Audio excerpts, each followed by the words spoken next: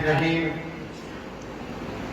آج اہل سنت والجماعت خیبر پختونخوا کا انتہائی اہم اجلاس منعقد ہوا، جس میں صوبہ بھر سے شورا کے اراکین نے بڑی تعداد میں شرکت کی۔ آج کا اجلاس اس حوالے سے انتہائی اہم تھا کہ گزشتہ کچھ عرصے سے ملک میں حضرات صحابہ کرام رضوان اللہ تعالی علیہم اجمعین اور اہل بیت اطہار رضوان اللہ تعالی علیہم اجمعین کی مسلسل گستاخیاں کی جا رہی ہے،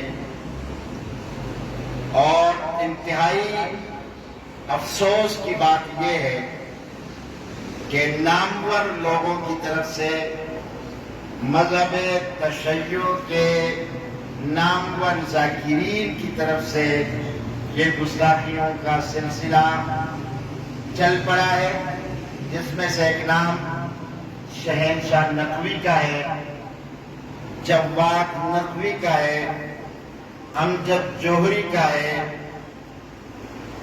اور اس قبیل کے، اور اسی طرح ہمارے خیبر پختونخوا میں بالا چنار سے لائق حسین کاظمی نام کا ایک ذاکر ہے۔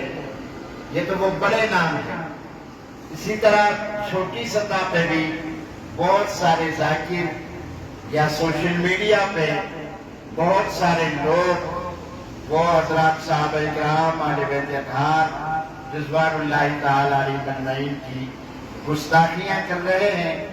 آج کی شورا کے اجلاس میں اس پر افسوس کا اظہار کیا گیا، اور اس رویے کو اور اس عمل کو پورے طور پہ مسترد کیا گیا، اور اس پر بھی تشویش کا اظہار کیا گیا کہ گستاخیوں کے بعد ریاست، حکمرانوں، صاحب اقتدار طبقے، سلامتی کے اداروں کی طرف سے جس طرح ان واقعات اور ان گستاخوں سے چشم پوشی کی جا رہی ہے، وہ بھی انتہائی قابل افسوس ہے۔ چاہیے تو یہ تھا کہ ان گستاخیوں کے بعد FIR ہوتی، انہیں گرفتار کیا جاتا اور انہیں کیفر کردار تک پہنچایا جاتا، تاکہ ملک میں اشتعال نہ پھیلتا، ملک میں جذبات پر انگیختہ نہ ہوتے، ملک میں فساد کی کیفیت نہ بنتی۔ لیکن افسوس کہ سب کچھ ہونے کے باوجود آج بھی شہنشاہ نقوی، جواد نقوی اور اس قبیل کے لوگ لائق حسین کاظمی وہ دندناتے پھر رہے ہیں۔ اور میں آج کے اس پریس کانفرنس کے وساطت سے اہلیان پاکستان سے اپیل کروں گا کہ اتنی بڑی گستاخیوں کے بعد شہنشاہ نقوی نے ایک تقریر میں اتنی بڑی گستاخی کر دی کہ نبی اکرم صلی اللہ علیہ وسلم کے دنیا سے تشریف لے جانے کے بعد 3 کے علاوہ باقی صحابہ مرتد ہو گئے تھے۔ نعوذ باللہ، اتنا بڑا کفر بکا، اتنی بڑی توہین کر دی اصحاب رسول کی اور رسول کے جماعت کی۔ اسی طرح ایک تقریر میں یہی شہنشاہ نقوی کہتا ہے کہ شجرہ خبیثہ سے مراد حضرت امیر معاویہ رضی اللہ تعالیٰ عنہ ہیں۔ امیر المومنین حضرت امیر معاویہ جو کاتب وحی ہے، جو صحابی رسول ہے، جو خال المومنین ہے، جس نے 64,65,000 مربع میل پہ اسلام کا جھنڈا لہرایا تھا، خدمات ہے ان کی دینی، انہوں نے رسول اکرم صلی اللہ علیہ وسلم کی معیت میں جہاد کیے، ان کے لیے کلمات۔ اور اسی طرح مکتب تشیع میں معتدل سمجھے جانے والے جامعہ اروۃ الوسطیٰ کے پرنسپل جواد نقوی نے اپنے ایک سلسلے گفتگو میں صراحتاً حضرت ابو ہریرہ کی توہین کی۔ حضرت ابو ہریرہ ایک معروف اور صحابہ میں بڑا نام ہے، جن سے ہزاروں کی تعداد میں احادیث مروی ہے، اور اسی گفتگو میں جواد نقوی نے حضرت عمر فاروق رضی اللہ تعالیٰ عنہ کی توہین کی، حضرت ابو موسیٰ اشعری رضی اللہ تعالیٰ عنہ کی توہین کی، حضرت عمر بن عاص کی توہین کی۔ اسی طرح شہنشاہ نقوی نے اپنے ایک سلسلہ گفتگو میں تمام انبیاء کرام کی توہین کرتے ہوئے اسلام کے بالکل برعکس ایک عقیدہ بیان کیا کہ نعوذ باللہ حضرت علی تمام انبیاء سے افضل ہے۔ میں سمجھتا ہوں اس طرح کی تقاریر اور اس طرح کی گفتگویں اس نے ملک میں انتشار پھیلایا ہے۔ ہم برملا اعلان کرتے ہیں کہ ہم اس طرز کو کبھی برداشت نہیں کریں گے۔ ہم ہر سطح پہ ہم اس عمل کا رد عمل دیں گے۔ ہماری خواہش اگرچہ یہ ہے کہ قانونی طور پہ ان چیزوں کا روک تھام ہو، ہماری خواہش یہ ہے، ہم چاہتے یہ ہیں کہ ملک کے اندر پھر مذہبی فسادات نہ ہو اور قانون حرکت میں آئے، لیکن تاحال قانون کا نہ حرکت میں آنا یہ سوالیہ نشان ہے۔ ہم آج پوچھنا چاہتے ہیں کہ پیغام پاکستان کے نام پہ جو بیانیہ ترتیب دیا گیا تھا اور اس میں یہ کمٹمنٹ کی گئی تھی کہ کسی کو یہ اجازت نہیں ہوگی کہ وہ صحابہ کی توہین کر سکے، وہ اہل بیت کی توہین کر سکے، وہ اسلامی مقدسات کی توہین کر سکے، وہ کسی کے مذہبی معاملات میں دخل اندازی کر سکے۔ ہم پوچھنا چاہتے ہیں کہ پیغام پاکستان کے بیانیے کی مخالفت جن لوگوں نے کی، ان کے خلاف حرکت کیوں نہیں کی گئی، قانون حرکت میں کیوں نہیں آیا؟ پیغام پاکستان میں جو طے ہوا تھا مذہب تشیع کے بڑوں نے اس سے بغاوت کی ہے۔ ہم آج اعلان کرتے ہیں کہ یا تو انہیں گرفتار کر کے کیفر کردار تک پہنچایا جائے تاکہ اشتعال کم ہو، اور اگر ایسا نہیں ہوگا تو پھر ہم بھی کسی بیانیے کے پابند نہیں ہوں گے، ہم بھی کسی پیغام کے پابند نہیں ہوں گے۔ ہم وہی اقلبات جنگی والے طرز پہ پھیلائیں گے، ہم گلیوں اور کوچوں اور قریوں میں پھر انہی نعروں کے ساتھ موجود ہوں گے، پھر ہم وہی کافر والی گردان پڑیں گے انشاءاللہ۔ جو رسول کے صحابہ کی گستاخی کرتا ہے اور وہ مجھ سے یہ توقع رکھے کہ میں اس کے لیے نرم لفظ کہوں گا، یہ محال اور ناممکن ہے۔ اگر کوئی اپنی عزت اور احترام کروانا چاہتا ہے تو اسے رسول کے صحابہ کے سامنے عقیدتاً سر تسلیم خم کرنا ہوگا۔ اس لیے ہم چاہتے ہیں کہ ملک میں فساد نہ ہو، اور میں یہ بالکل واضح بات کرنا چاہتا ہوں کہ ان گستاخیوں کے بعد چاہیے تو یہ تھا کہ مذہب تشیع کے بڑے لوگ وہ اس کی مذمت کرتے، ان سے اظہار لا تعلقی کرتے، ان سے اظہار برات کرتے، لیکن انہوں نے ڈٹائی کے ساتھ ان کے ساتھ کھڑے ہو کر ثابت کر دیا کہ یہ صرف شہنشاہ نقوی کا نظریہ نہیں ہے، یہ پورے مکتبہ فکر کا نظریہ ہے، اور جب یہ پورے مکتبہ فکر کا نظریہ ہوگا تو اس پورے مکتبہ فکر کو انشاءاللہ العزیز جواب ملے گا۔ اور کہا یہ جاتا ہے، ایک تقریر میں کہا یہ گیا کہ یہ تو ہم کتابوں سے پڑھ رہے ہیں اور یہ تو ماضی کی کتابوں میں لکھا ہوا ہے، تو میں پوچھنا چاہتا ہوں کہ کیا کتابیں ہم بھی کھول لیں گے؟ کیا ماضی کے فتاوی جات ہم بھی لے کے آئے؟ کیا فتاوی دارالعلوم دیوبند ہم بھی کھول لیں؟ کیا احمد رضا خان بریلوی کا فتویٰ ہم بھی لے کے آئے؟ کیا احسان الہی ظہیر کا فتویٰ ہم بھی لے کے آئے؟ کیا شاہ ولی اللہ اور شاہ عبدالعزیز کے فتاوی جات ہم بھی لے کے آئے؟ کیا پھر مکتب تشیع کے بارے میں عالم اسلام کا جو اتفاق فتویٰ ہے، کیا پھر ہم وہ فتوے میدان میں لے کے آئیں گے انشاءاللہ؟ اگر ان گستاخوں کا راستہ نہیں روکا گیا اور انہیں گرفتار نہ کیا گیا تو وہ فتوے آئیں گے۔ تم کتابوں کے حوالے دے کے صحابہ کی توہین کرو گے؟ میں پوچھنا چاہتا ہوں، کتابوں میں تو بہت سارے احباب کے حوالے سے بہت کچھ لکھا گیا، کل اگر کوئی ملعون اور گستاخ حضرت علی رضی اللہ تعالیٰ عنہ کے حوالے سے وہ باتیں لے کے آئے جو حضرت علی کے حوالے سے رضی اللہ تعالیٰ عنہ کے حوالے سے خوارج اور نواصب نے ان کی طرف منسوخ کیے، جیسے برداشت کیا جائے گا؟ قدم نہیں۔ اس بنیاد پہ ہم برداشت کریں گے کہ چونکہ یہ ماضی میں کسی کا نظریہ رہا ہے، اس بنیاد پہ ہم کسی فکر کو قبول کر لیں کہ چونکہ ماضی کی کسی کتاب میں اس کا حوالہ ہے، یا ماضی کی کسی کتاب میں حوالہ ہونا کسی غلط فکر کو سند فراہم کرتا ہے؟ قدر نہیں کرتا ہے۔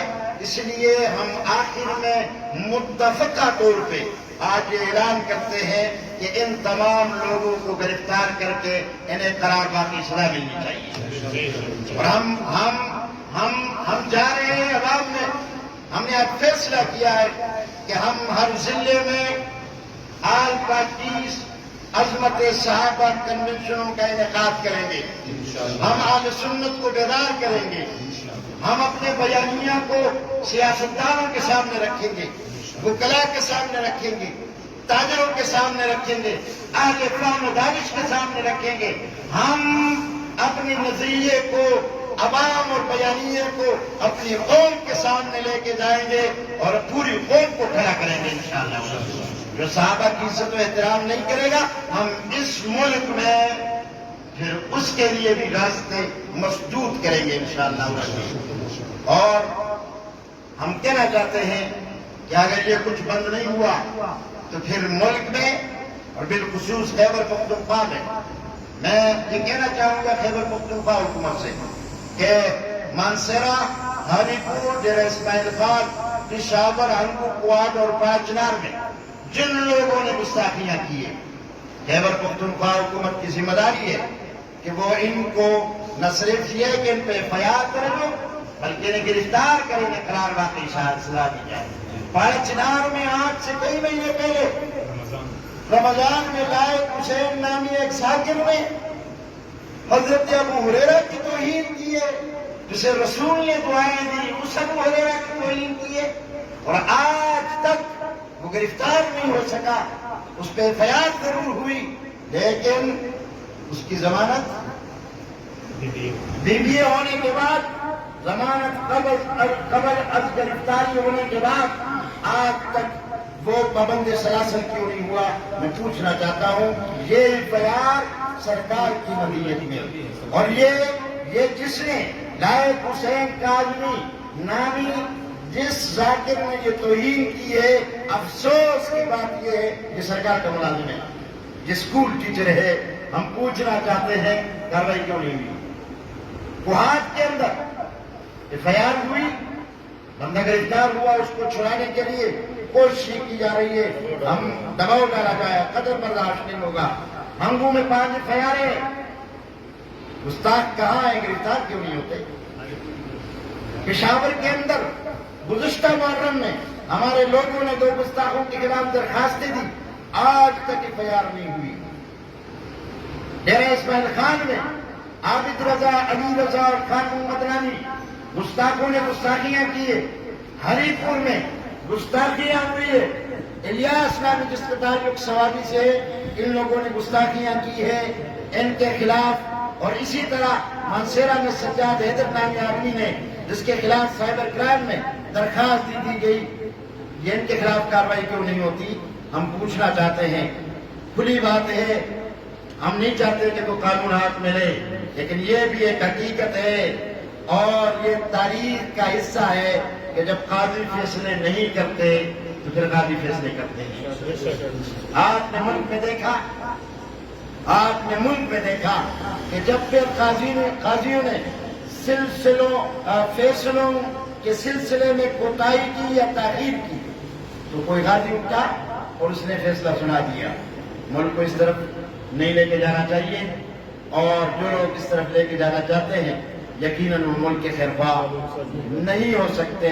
اسی طرح آج ہم پھر مطالبہ کر رہے ہیں کہ توہین صحابہ کے حوالے سے ملک میں جو قانون ہے 298 کا وہ انتہائی کمزور قانون ہے۔ اس قانون میں موجود کمزوری کو دور کرتے ہوئے اس قانون میں سزا کا اضافہ کیا جائے اور توہین صحابہ اور توہین اہل بیت پہ بھی موت کی سزا مقرر کی جائے۔